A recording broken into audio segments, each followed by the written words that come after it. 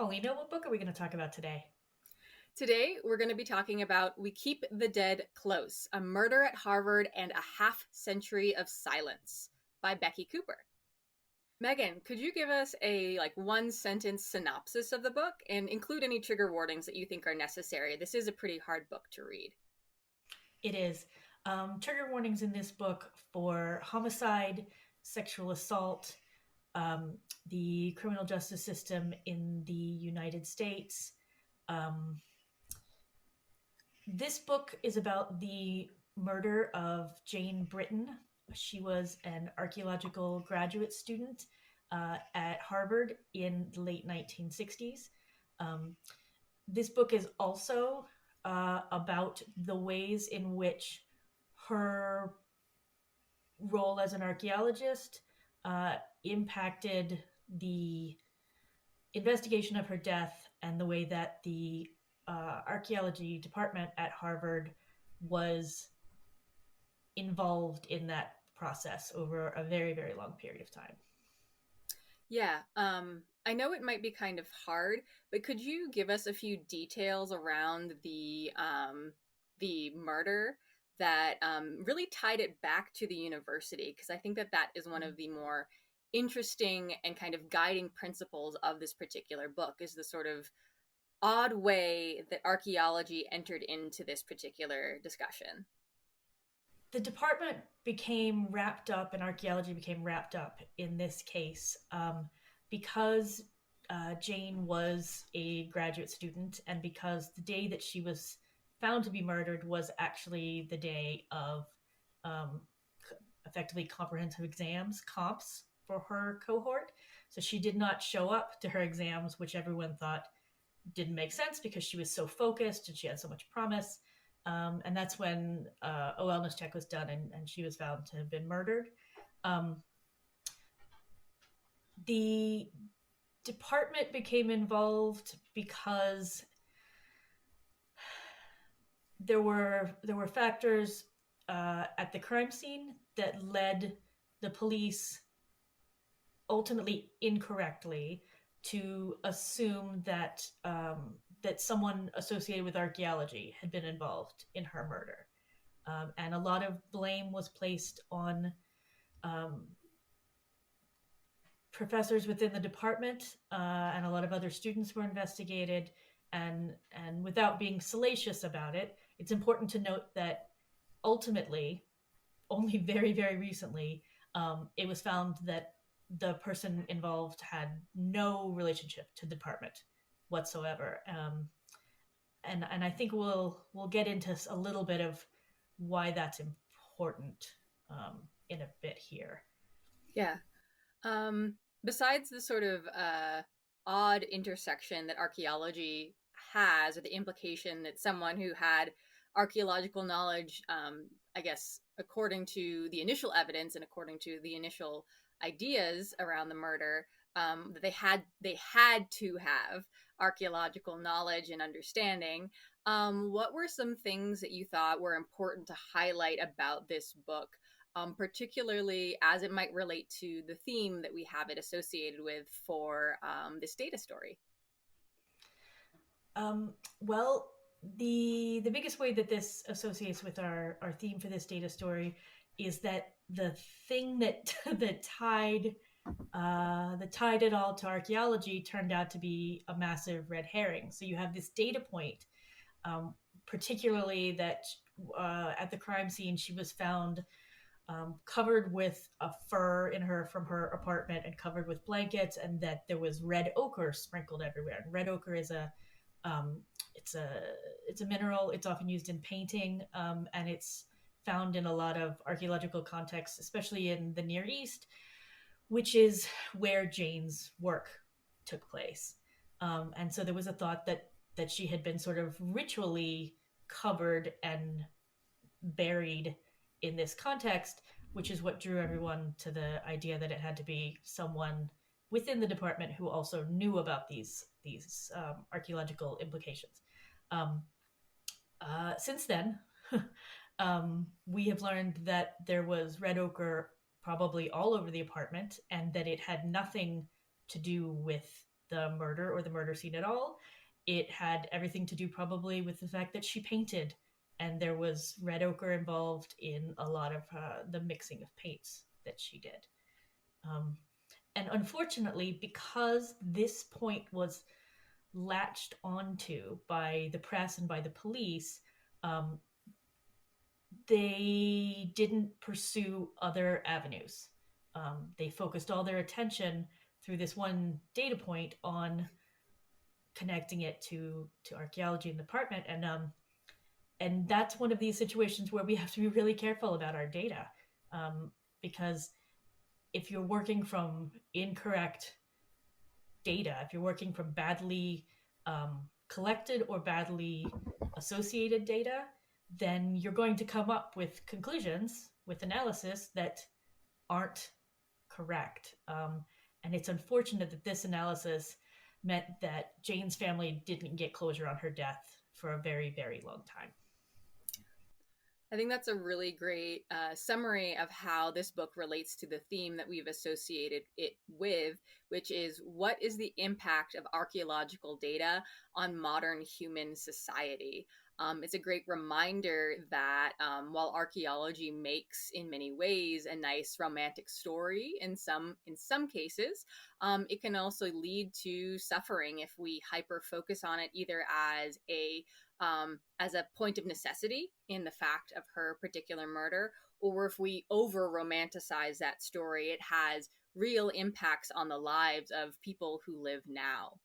Um, I mean, that's really what and archaeological colonialism is, isn't it? It's all romanticizing discovery, romanticizing the unknown, and not actually acknowledging that with this process, harm is caused. Um, Yeah, that's very true. I think that one thing that definitely goes undiscussed in that notion or that understanding of archaeology is the fact that we are a destructive science. Once we excavate or once we take a sample, that no longer exists. The archaeological site no longer exists in the way that it had for possibly hundreds of thousands of years or hundreds of years or thousands of years. And so to a certain degree, to practice what we practice requires harm. Um, so, beyond its relationship to the theme, what were some interesting events or lines of evidence that Becky Cooper decided to explore in this particular book that you think are important to highlight? One of the things that Cooper used as a line of evidence in her work was sort of tying the problems that are systemic in not just in archaeology but in academia in general with um, you know, sexism and racism and misogyny, and a lot of the problems that we especially see in the field sciences when you put a bunch of people out in the middle of nowhere and have differing power hierarchies. She looked a lot at that and what that meant at the time for Jane in her own field work, and then she looked at how that came about in later later archaeological investigations, and then pulled it to the almost the immediate present with the Me Too movement, looking at how are students being protected and not being protected within academic environments now. And I found that really I found that to be really interesting and compelling. And one of the things that sort of pulled at me with that was the idea that this trauma that we experience when we undergo any of these problems within our academic settings, this trauma is ongoing. It continues to have impacts long after the actual act has been completed, and sometimes long after it's been, adjudicated or gone through courts or not.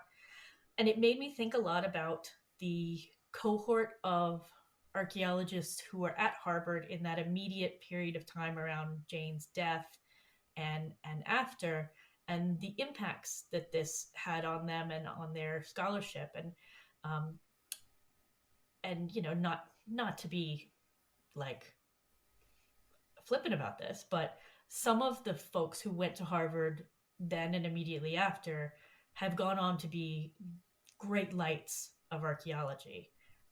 They have gone on to do incredible work, and a lot of it has focused on community and on outreach, and I can't help but think about how intentionally or not, consciously or not, how this thing had to have impacted them, and then how that effect has gone on to impact all of their students and all of their students, and the way that we look at archaeology um, as a field.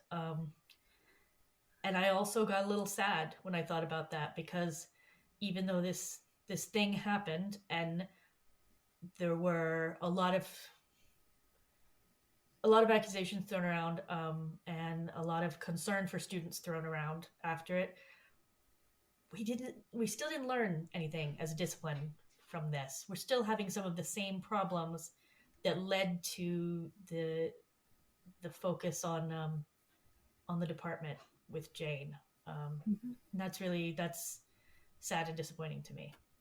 Yeah. I think that although I wasn't able to finish reading the book, it was too hard for me It's a hard because read. as much as I like fictionalized murder mysteries, true crime hits me just in a different way.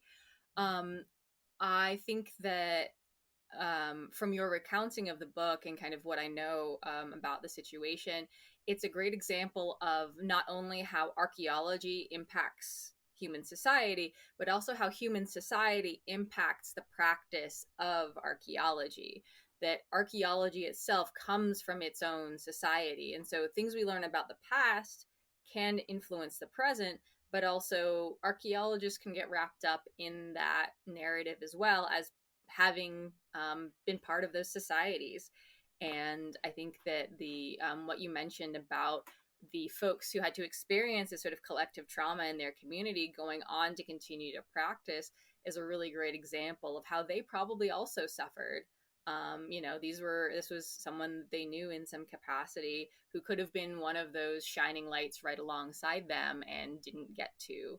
Um, and I think the reality of it taking 40 years to one solve her murder, but also to start to seriously address some of the issues that became sort of clouding things around her death. Some of the I was able to read some of the beginnings of the book, and there was definitely, at least according to Becky Cloonan's recounting, at the time, there was some really negative narrative around Jane as a person. That there was a lot of sort of these stereotypes, this sort of victim blaming narrative language that was put on her by people sort of in charge of solving her death at the very beginning. And that has changed in some ways, but in other ways, it still pervades our society, and how things like that can really get in the way of finding closure when we're not able to seriously identify the biases that we have when we're investigating something as serious as this. Besides that discussion of sort of safety in the field, were there any other sort of particular notes about the book that you'd like to highlight? So, for example, any particular, I guess it's difficult to call them characters because these are real people that Becky is drawing from as she recounts the instances around Jane's death and the repercussions of the murder. But were there any particular people, things, or moments, or ways that Becky couched this particular recounting of the past that you thought were valuable to highlight? Yeah, I think one of the ways that the author sort of ties things together is through some of like her. I don't want to say it's ethnographic, and it's not really fully like embedded ethnography, but she put herself in a position to be around the workings of the department, and to be in the area of all of this. And she had been a Harvard student herself, but she went more specifically towards the archaeological idea on this. And I thought that was interesting. It worried me a little bit, because you can't really do embedded ethnography of a cultural moment that doesn't exist anymore, and it's very much not 1968, 1969, early 70s anymore. And so I think there's probably legitimate criticism to be made in there about some of the way that she tied herself into the story, and her own narrative within it. But overall, I enjoyed. Enjoyed is a tough word. I appreciated that this book was very, up until the end, and we'll get to that, was very frank, and very forward about everything that was happening. Um, that that it didn't feel like there were punches pulled. That it was, at the time that the book was written, the murder had not been solved. It was solved shortly after and unrelated to the book being published.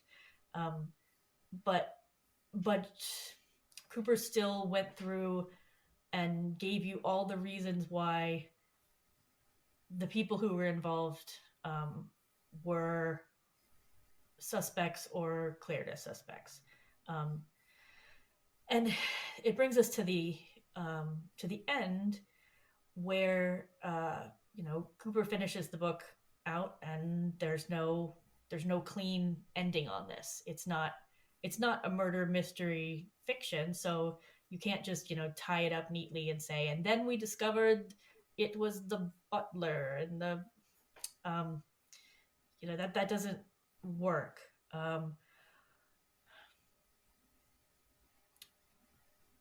And that's where I felt like Cooper pulled the punch at the end, and I don't fully understand why. Um, Given like the information that she had at the time, and the access that she had to people and information and files, it just felt like at the end she just kind of went, shh, now we're just not gonna talk too much about like what she actually thinks happened. Which is frustrating, but I suppose in light of the fact that they have since then found it had nothing to do with the department, it was probably a good choice. It certainly was a non-litigious choice to make. But it, from a reader standpoint, it was frustrating. Yeah, I think that's a really important point that for a variety of reasons, she didn't choose to sort of name a suspect based on her reading of the evidence.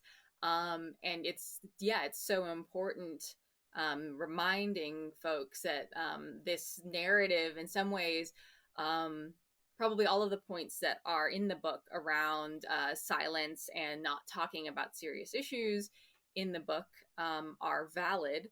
But there is this idea actually that this was a complete and utter false, not to say a false narrative, but a misreading of the data presented.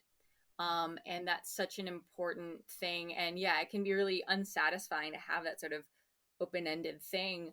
But it's also a great reminder that actually, and almost more importantly, that this was a misreading.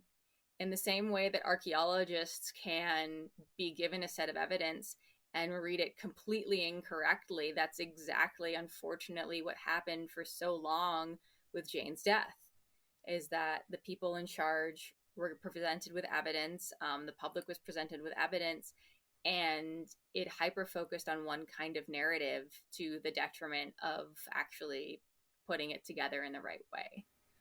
And to the detriment of a lot of people involved. Yes. There were people whose lives were seriously damaged and careers were seriously damaged because of their connection to this, when now we know that they had absolutely nothing to do with it.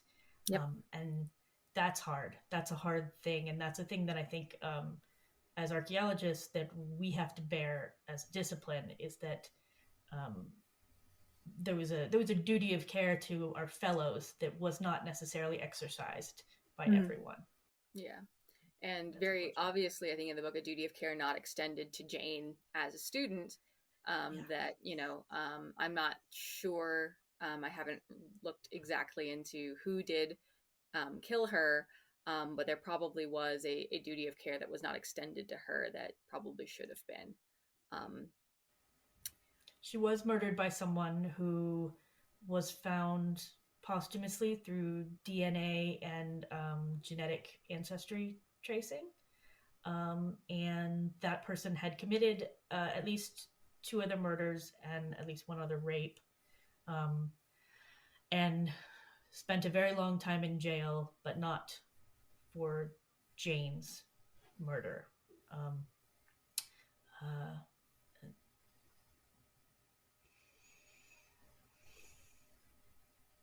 it's just hard, you know. yeah. So it's very obvious that this book has a pretty strong tie to our theme. But if folks have finished this book and don't necessarily want to read more, because this is a hard thing and I don't know that there's very much out there that's close to it. But if there are things in the Thankfully, book that they would like to, pardon me? thankfully, like Thankfully, we don't yes, have a thankfully, thankfully. we don't Yeah, have a lot of archaeological murders yeah, around. That's yeah. good. Unless you read too much Agatha Christie. Um, yeah. Yeah. Um, So it's pretty obvious that this book ties in pretty well with our theme. But if folks are interested in educating themselves on some of the things that we talked about, or want to know a little bit more about, the idea of what were the archaeological red herrings that drew people away from truly understanding her death, are there any things that you would suggest people do or go to better inform themselves about some of the serious repercussions that the book explores? There have been a number of works in recent years that have explored the dynamics of hierarchy and power within archaeology and within field projects. Um, there have been a number of documents that have looked at problems of sexual harassment and sexual assault within archaeology. And there have been a number of works that have looked at disparities between how male and female presenting archaeologists are treated, advanced, paid. And we're going to put some of those resources up at the end here for you to look at, um, because a lot of them have very, very long titles, and you're gonna want to just find them and copy and click on them. Well, Megan, thank you so much for sharing your thoughts about the book and how it relates to the themes of our series. Um, I hope you have a great rest of your day, and thanks for talking about the book with me today. Thank you, Paulina.